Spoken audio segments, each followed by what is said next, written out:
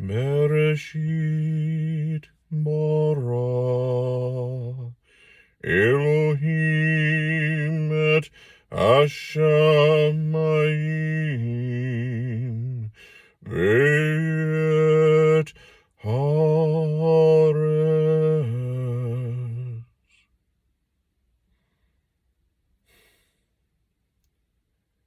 Good morning. I did a quick search today, not a Google search, out of curiosity. God's been teaching me about some new concepts, and as I have explored the topics, I came across something that I thought was rather interesting. And basically, what I searched for was whether or not there was any connection between King David and the word Shiloh. No, King David was not called Shiloh. The name Shiloh refers to the Messiah, who is identified in Christian tradition as Jesus Christ, not King David. In Genesis 49:10, the prophecy states that the scepter shall not depart from Judah until Shiloh comes. This Shiloh is understood to be the one who would bring peace, prosperity, and the obedience of the peoples, a role fulfilled by the Messiah, Jesus Christ. The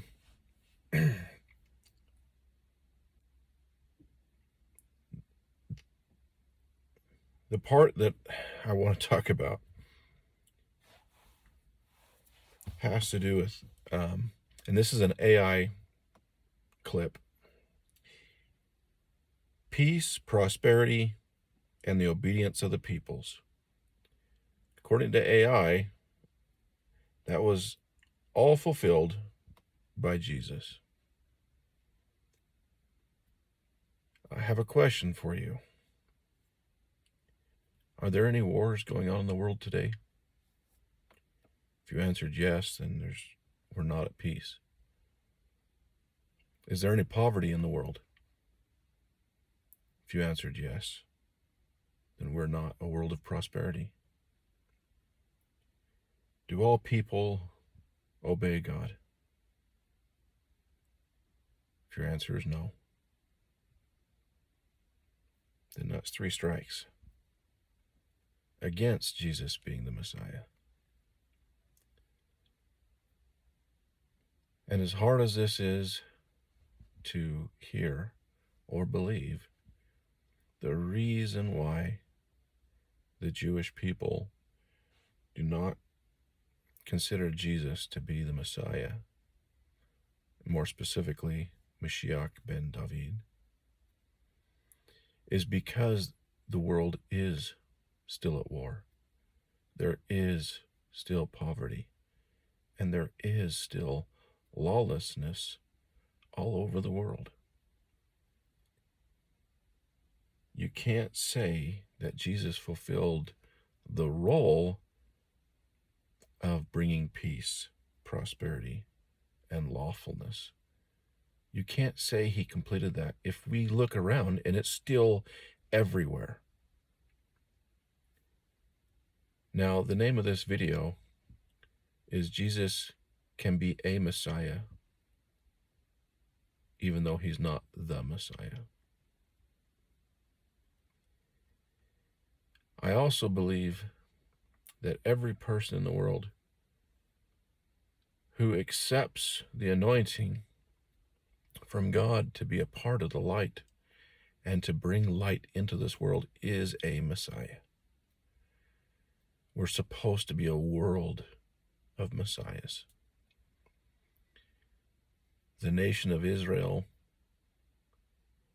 the original establishment of the people of Israel, the 12 tribes, their descendants, the original intent from Abraham, Isaac, and Jacob was for there to be a nation of light. They were anointed to bring light into the world and to establish the kingdom of God on earth. It wasn't about ruling the world. It wasn't about um, a theology. It wasn't about establishing a a kingdom of men to rule other men. God's intent is not for the people of this world to be segregated by who's in control and who's not. One of the things that I absolutely love about the United States of America is the idea that nobody is above the law. One of the problems we've had throughout history is when there have been kingdoms established, the kings felt themselves exempt. They would do things that were contrary to the law without any penalty or consequences. And you had people that were obedient to the king, that served the king, that were in positions of power and leadership, who would do all kinds of things contrary to the law. But because they had friends in high places, they weren't subject to the law in the same way that everybody else was. And it still happens. Don't get me wrong. There are still people that get off the hook because they have powerful families. There are still people that don't have to suffer consequences because a judge will take a bribe. That kind of stuff still happens, but it's nowhere near as bad as it once was.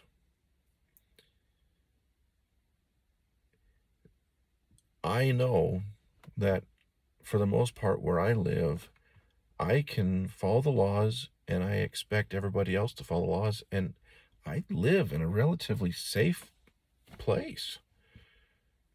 That doesn't mean something's not going to happen or something can happen, but there are places in the world where people are, for the most part, following the laws. And then there's places where, you know, your kids can't walk out your front door without an armed guard. I mean, it's horrible. Our goal needs to be, as far as a law-abiding people, to be law-abiding people.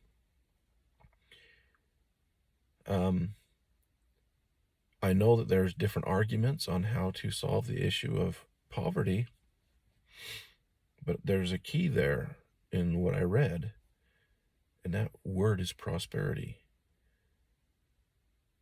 We can't have prosperity if people are taxed so extremely that there isn't anything extra to pay for the little extra things. We can't have prosperity if we're supporting a huge government. We can't have prosperity with the system of insurance that we have. It's a noose around our necks. Whether it's medical insurance, life insurance, car insurance, you look at all the different kinds of insurances, and you look at that industry, and it is taking incredible amounts of money out of people's hands. When you start looking at the collection of taxes and insurance fees and such just to live, we're losing incredible amounts of our incomes. That isn't prosperity. We can only overcome poverty through prosperity. And we're going to have to find a way to get rid of some of these things that are just completely unnecessary. I realize that there are people that depend upon their health insurance, and I can understand the thought process there, but realize when you look at the bloat in that medical industry because of insurance, there are things that you could pay out of pocket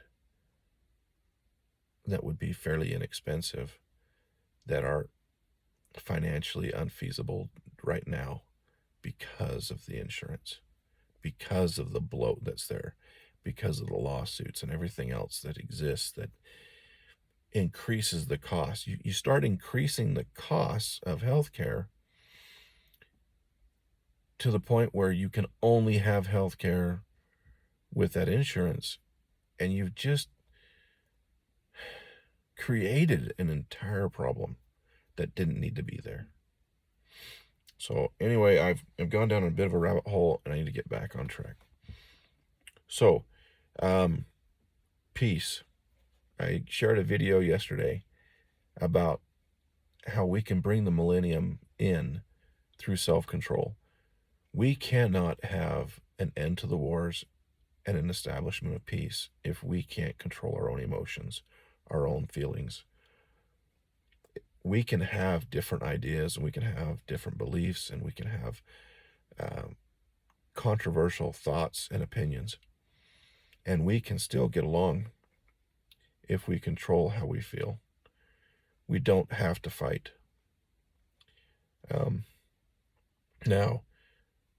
The idea that Jesus can be a Messiah without being the Messiah. The thing that God's been introducing me to, the concept that he's been trying to get me to understand, partly has to do with reincarnation. I did not grow up believing in reincarnation. I did not grow up studying it. I just thought it was some like Buddhist belief where they refused to kill anything, including insects, because they were afraid of an ancestor having been reincarnated. So that was the extent of what I believed. And once God started telling me that reincarnation is an extremely important part of what is happening on this earth, that it isn't the extreme of people being reincarnated as bugs and worms and things like that. But when you understand that a person's spirit is more like a program,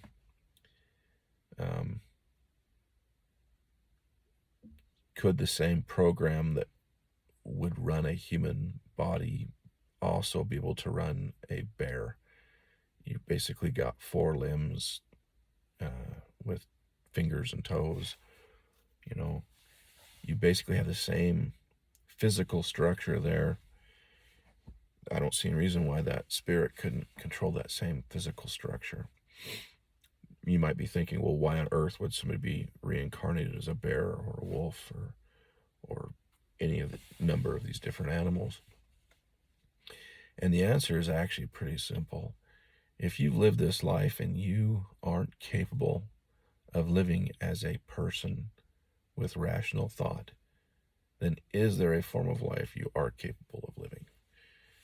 Is it possible for you to live as a bear or as a wolf or mountain lion, or any of these other animals, where you just eat, sleep, kill, find water, reproduce? You look at those basic animalistic things, and there are people that follow after the same basic animalistic patterns. And so I can see there being a purpose in that, but I cannot see the purpose in what some others believe about it. That doesn't mean I'm saying that I'm fully on board with the idea of a person being reincarnated as an animal. I just think that that is a potential solution for the darkness. There are spirits of darkness that are so far lost into that darkness that they can't even create a human body. They can't even take part in the human experience. So is there a form of life that they can take part in? And I believe that that's part of what this world was created for, was to make some of those determinations and figure out how to give even the spirit of great darkness life. So with the idea of reincarnation, there are people that have lived multiple times on earth. I do not believe that it is wise to try and figure out if you had another life, if you were a certain particular figure or character. I do not think that is wise. I do not think that is something that you should pursue. That, I know I'm in disagreement with other people that believe in reincarnation on that. There are people that think that you gain all this power and understanding if you know who you were. And I agree with the idea that each life was designed to teach you something, and that you can gain something good from each one of those lives, and to be able to look back and see how those lives changed you, or see how you grew. I can see some benefit there. But you can look at all the stories, you can look through all of history, you can look through the different lives people have lived, and you can have that same experience without deciding which one of those people you were, or if you were any of those people. That being said, I noticed something kind of that I think is kind of cool. When you look at what Joseph did, Joseph of Egypt, he saved the people of Israel from the famine. He saved them from certain death. He saved the people of Egypt from certain death. Now, if you look at Jew and Gentile, you basically are looking at the entirety of mankind. So Jesus, if Jesus is a Joseph figure, if Joseph was a messianic figure, you look at the reasons why his brothers hated him, because he shared some of his dreams that showed that they would one day worship him.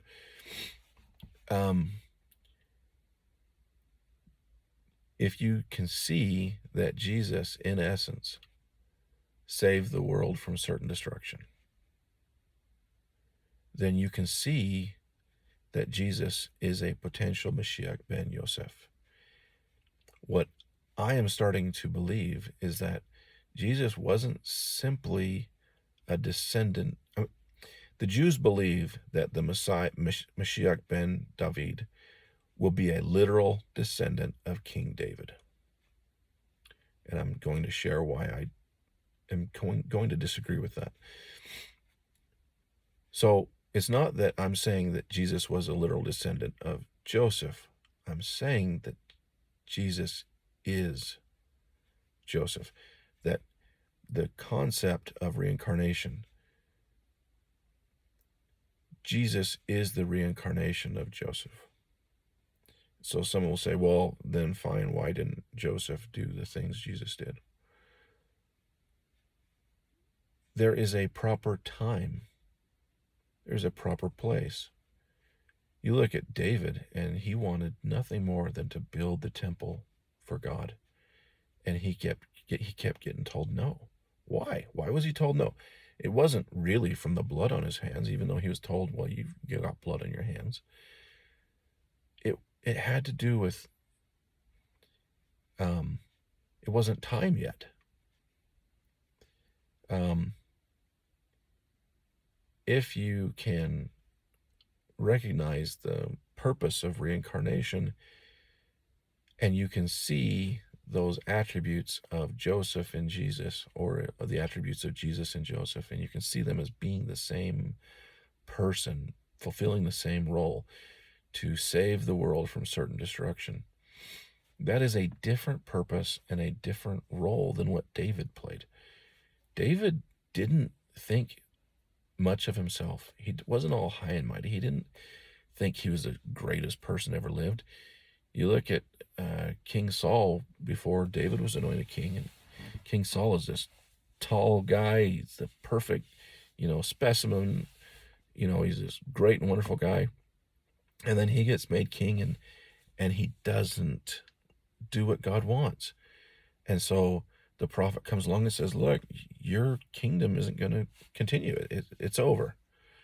God has chosen somebody that's a man after his own heart, and he chooses David.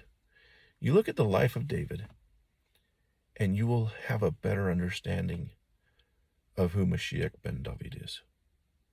You just will.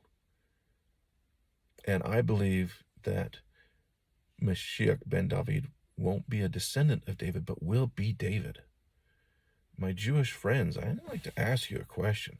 If you truly believe in reincarnation, and you truly believe in the resurrection, and you truly believe that David was this great king that did all these wonderful things and redeemed Israel, why are you looking for someone to replace him? If your loyalty to him is so great that you won't follow any Messiah unless they are a literal descendant of David, do you not believe in the resurrection? Do you not believe that David will be walking the earth once again? Why would you not want David to be the king? And so I do believe that Mashiach ben Yosef is Jesus. I do believe Jesus is Joseph. And I do believe that it will be discovered when Mashiach ben David is removed from hiding that he will be the literal David. And you don't just have to find some descendant of David when you have David himself. I know that from my Christian friends that this is going to be something they're just like, wow, this is insane. But you have to understand that the role of saving the world from destruction is different than redeeming the world from darkness. They're two specifically different tasks and roles. The moon is the one that saves the world. The sun is the one that redeems it. I know that this is going to be a lot to take in. It has been a lot for me to take in. It's been taking me weeks of constant prodding on God's part to even consider it as being valid. So I'm not going to judge anyone for, not liking what I have to share. But I'm not going to force you to watch my videos. One more note. I believe that Mashiach ben David is on the earth. I believe that he is currently being hidden from the world. When you look at all the things that are happening in the world, we are in those prophecies of the Bible that are literally coming to life. Any person who's going around claiming to be the Messiah has disqualified themselves from being the Messiah by simply saying that's who they are. I'm not saying, if God's talking to you and telling you certain things about yourself, that, talking to your friends and family about the things God's sharing with you. I'm not talking about that. I'm talking about people publicly going around telling everybody, I'm the Messiah. Look at me. I'm the Messiah. Listen to what I say. If you want all these problems to go away, then you'll make me the Messiah. Blah, blah, blah, blah, blah. Anybody that's doing that is not the Messiah. Jesus said, anybody that's going around saying they're the Messiah is not the Messiah. So how then can you know who the Messiah is, especially if the Messiah is currently being hidden from the world by the angels? I believe that we are not waiting for some rapture. We are not waiting for people to be taken off the earth so that judgment can be rendered on the earth. We are waiting for the divine beings of various glory who currently reside in heaven, earth's heaven, to come down to earth. Christians, Jesus will be among them. He will come down to earth. There is a divine council that presides. They are going to come down to earth, and all the angels, and they are going to come to Mashiach ben David, who is walking on earth, who is living and breathing right now, living among mankind unseen, unnoticed. And these angels are going to come to him, and he is going to delegate responsibilities. And the entire world is going to see the angels. They're going to see the resurrection. They're going to see their loved ones. This entire world will change, because it isn't about a resurrection where people regain their bodies and go to heaven. It is about a resurrection where you see someone that you loved, who you know died, who was walking around alive, growing younger. You will see incredible miracles. And nobody is going to have any question or wonder who it is calling the shots. You will know the Messiah because the angels obey him. You will know the Messiah because you will feel the power of God emanating from him. And you will know without doubt, without question, where you're at in the millennium, because there will be peace, there will be prosperity, and there will be law. People will know God personally. You won't have to worry about theology or studying books, because the power to know God will be unlocked within you. Self-control is the first step. Learning to control your feelings and emotions and having compassion on others who can't is the first step in feeling God's presence within you. You do not need to look outward to find God. You need to look inward.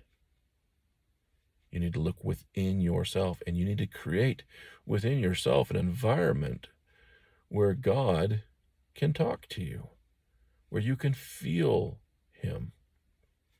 And if you are out of control with your emotions, you cannot expect to feel God.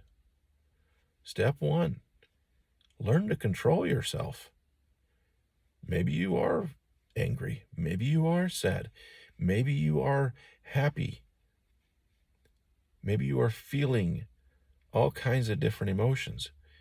But are you using those emotions to harness the power of God, or are you letting those emotions use you?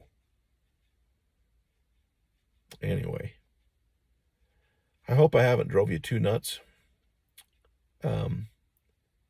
I know God is real.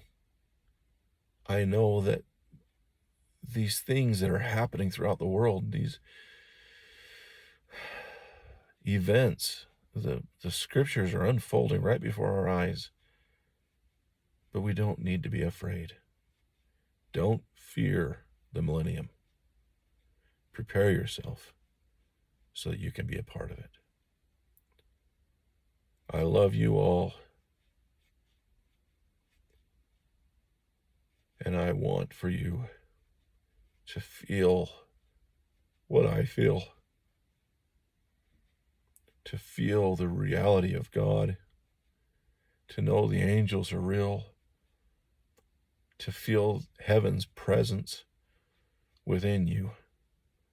So that no matter what difficult circumstances you may be facing, that you don't lose hope, and that you feel the courage to do what is right and to love others.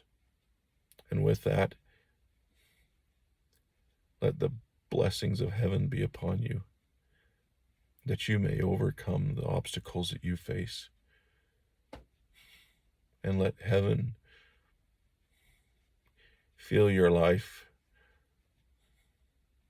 with the power to overcome every obstacle.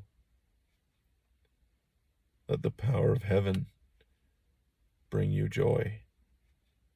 Let the power of heaven be made manifest as you choose to participate in being part of the light